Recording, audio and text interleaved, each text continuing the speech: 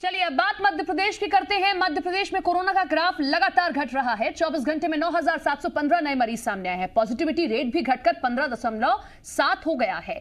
इंदौर में सबसे ज्यादा 1627 नए केस मिले हैं। भोपाल में 1498, ग्वालियर में 695, जबलपुर में 540 नए मरीज मिले।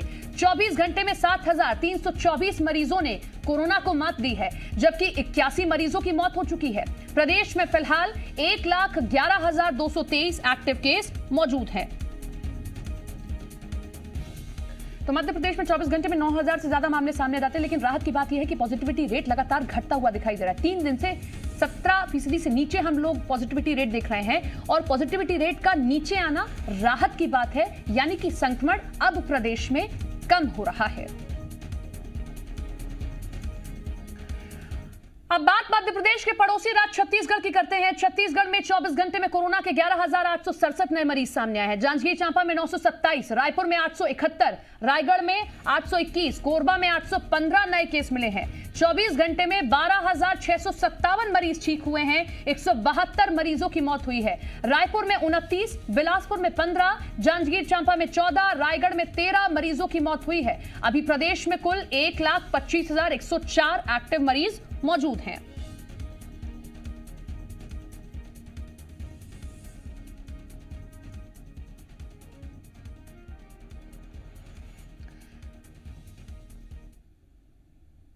तो हमारे साथ हमारे सभी सहयोगी जुड़ रहे हैं। अलग अलग जगहों की जानकारी उनसे लेंगे कि कैसी कहां पर ग्राउंड रिपोर्ट है। भोपाल से हमारे साथ में मृदुल हमारे सहयोगी जुड़ गए हैं, ग्वालियर से भी हमारे साथ हमारे सहयोगी सत्यप्रकाश जुड़े हैं, और रायपुर से हमारे साथ में हमारे सहयोगी जुड़ गए। सबसे पहले मृदुल का रुख करेंगे।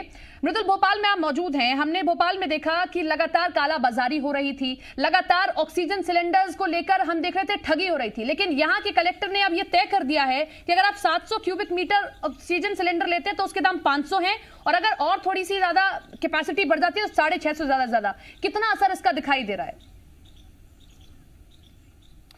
देखिए, असर की आप सबसे पहले बात करेंगी तो असर आंकड़ों में हमें नजर आता है।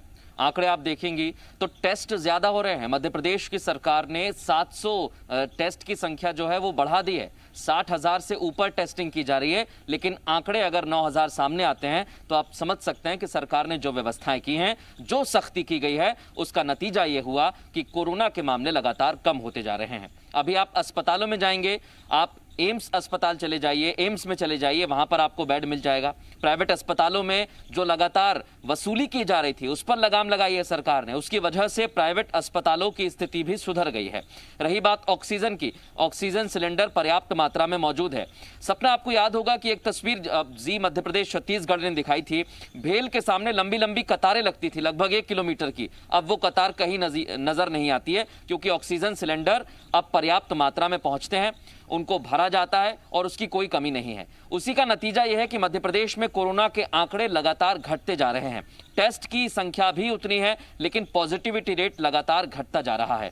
15.798 के आसपास ये पहुंच गया है। और अभी की स्थिति अगर आप देखेंगे तो इंदौर में सबसे ज्यादा मरीज सामने आए हैं। इंदौर में भी टेस्टिंग लगातार बहुत ज्यादा की जा रही है। भोपाल में भी यही स्थिति है, और सबसे ज्यादा जरूरी है कोरोना कर्फ्यू का पालन, जो प्रशासन सख्ती से करवा रहा है। और अभी की आप तस्वीर देखेंगी, भोपाल के आसपास के जो जिले हैं या मध्य प्रदेश के जो बड़े जिले हैं, महानगर हैं, वहां पर कोरोना गाइडलाइंस का सख्ती से पालन करवाया जा रहा है, कोरोना कर्फ्यू का पालन करवाया जा रहा है। और उसकी एक बड़ी वजह यही है क्योंकि लोग खुद भी इसमें साथ निभा रहे हैं। प्रशासन क्योंकि सख्ती कर रहा है, लोगों से कहा जा रहा है कि अति आवश्यक हो तभी आप घर से बाहर निकलें। उसी का नतीजा यह है कि लगातार कोरोना के मामले कम होते जा रहे हैं। और उम्मीद यही की जा सकती है सपना कि अगर ऐसा ही रहा 10 से 12 दिन मध्य प्रदेश की जनता ने, सरकार ने, प्रशासन ने सख्ती की, तो हम कोरोना पर काबू पा लेंगे और मध्य प्रदेश जो चौथे से 15वें स्थान पर पहुंचा है वो और आगे निकल जाएगा। निश्चित तौर पर बिल्कुल सही बात आपने कही है कि सरकार के प्रयास पर्याप्त नहीं है अगर जनता साथ नहीं देती, और जनता साथ दे रही है। शायद यही नतीजा है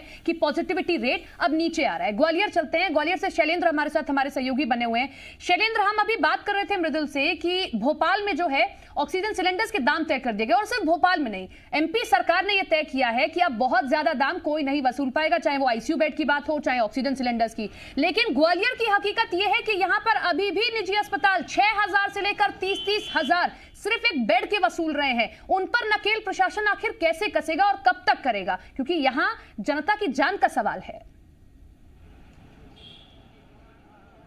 देखिए, बिल्कुल जिस तरीके से कालाबाजारी की खबरें न केवल ग्वालियर के बल्कि मध्य प्रदेश के तमाम इलाकों से सामने आ रही हैं, चाहे वो रेमडेसिविर इंजेक्शन की बात हो, ऑक्सीजन फ्लोमीटर की बात हो या अन्य जो चीज़ें हैं, उस सब को लेकर जिला प्रशासन लगातार ऐसे लोगों पर नकेल कसने में लगा हुआ है। और जिस तरीके से पिछले दिनों जो मामले कालाबाजारी से जुड़े हुए सामने आए थे, उन पर रासुका के तहत कार्रवाई भी की गई है। और कुछ नर्सिंग होम लगभग जिनकी संख्या 15 है, जो तय रेट है उससे ज़्यादा अगर उन्होंने मरीजों से पैसा वसूला है, उनके परिजनों से बिल उनको ज़्यादा थमाए हैं, तो ऐसे लोगों पर कार्रवाई की गई है, उनको शोकॉज नोटिस भी जारी किए गए हैं। और कई ऐसे मामले भी हमने देखे कि जहां प्रशासन के हस्तक्षेप के बाद बिल भी कम हुए हैं। तो ये सब लगातार प्रशासन इस दिशा में काम कर रहा है कि किसी भी तरह की कालाबाजारी ना हो और जो लोग इलाज कराने आ रहे हैं उनको सस्ते दरों पर इलाज उपलब्ध हो सके। इस तरह के तमाम जो प्रयास जो है मध्य प्रदेश सरकार और स्थानीय प्रशासन के द्वारा किए जा रहे हैं। अगर दूसरी तरफ हम देखते हैं कि संक्रमण की दर जो है वो लगातार अब घट रही है। जिस तरीके से जो संख्या पहले 1200 से 1400 मरीज प्रतिदिन सामने आ रहे थे, अब वो घट के 700 और 800 के बीच में आ गई है। और उसके उलट अगर हम देखें तो ठीक होने वालों की संख्या लगातार बढ़ रही है और एक्टिव मरीजों की संख्या भी लगातार घटती जा रही है। एक्टिव मरीजों की संख्या की बात करें तो 10,295 जो है वो ग्वालियर में एक्टिव पेशेंट है और उससे कहीं अधिक जो बेड हैं वो यहाँ पर उपलब्ध है। तो अगर ये कहें कि बेड की उपलब्धता अब पर्याप्त हो गई है, ऑक्सीजन की अगर हम बात करें तो जिस तरीके से तमाम किल्लतें जो आ रही थी और उसके बाद अब यहाँ अगर अब वर्तमान समय की ऑक्सीजन की खपत की बात करें तो 50 मीट्रिक टन जो है वो खपत हो रही है, लेकिन 55 मीट्रिक टन जो है ऑक्सीजन यहाँ मिल पा रहा है। लेकिन उस कोशिश के नतीजे कितने दिखते हैं ये आने वाला समय बताएगा।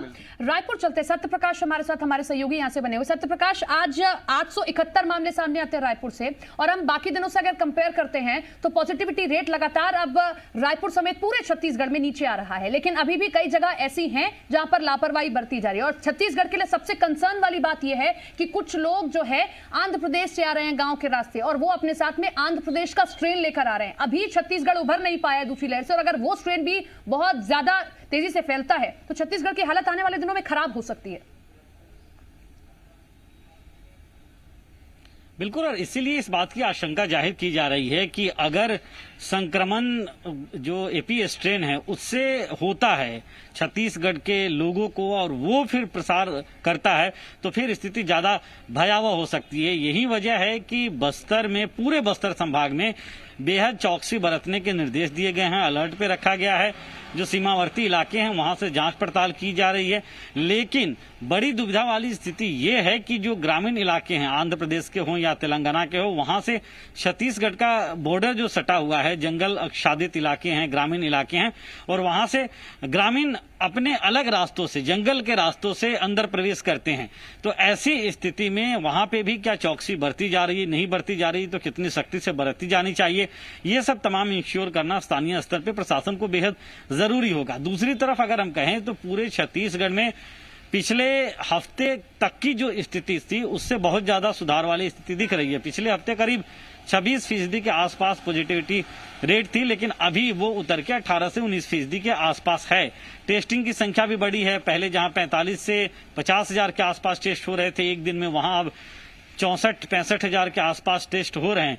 तो ऐसे में अगर हम कहें तो निश्चित तौर पे पहले से की अपेक्षा जो है वो कोरोना का चैन टूटता हुआ नजर आया और इसकी सबसे बड़ी वजह अगर हम देखें तो लॉकडाउन है, क्योंकि पूरे छत्तीसगढ़ में करीब करीब 1 महीने से लॉकडाउन लगा हुआ है और बेहद सख्त इस बार का लॉकडाउन रहा है। अति आवश्यक वस्तुओं को छोड़कर बहुत वक्त तक ऐसा रहा कि दूसरी वस्तुएं नहीं मिली। हालांकि धीरे धीरे ढील दी गई है, लेकिन अभी भी बहुत सख्ती है। इसके अलावा अगर सरकारी इंतजामों की बात करें तो निश्चित तौर पे पहले की अपेक्षा अब स्वास्थ्य सुविधाएं जो है वो थोड़ी सी सुधरती हुई दिखाई दे रही है। लोगों को बेड्स मिल पा रहे हैं, ऑक्सीजन बेड तो मिल ही रहे हैं। बचाना है, आज अगर हम सख्ती बरतते हैं, आज अगर अपने घरों में रुक जाते हैं तो तभी हम कोरोना को लॉक कर पाएंगे, आने वाले दिनों में सुधार कर पाएंगे और तभी हम घर से बाहर भी निकल पाएंगे, वरना स्थिति जस की तस बनी रहेगी। बहुत बहुत शुक्रिया आपका जुड़ने के लिए, मृदुल शुक्रिया आपका, शैलेंद्र शुक्रिया आपका जुड़ने के लिए और सत्यप्रकाश शुक्रिया जुड़ने के लिए और तमाम जानकारी देने के लिए।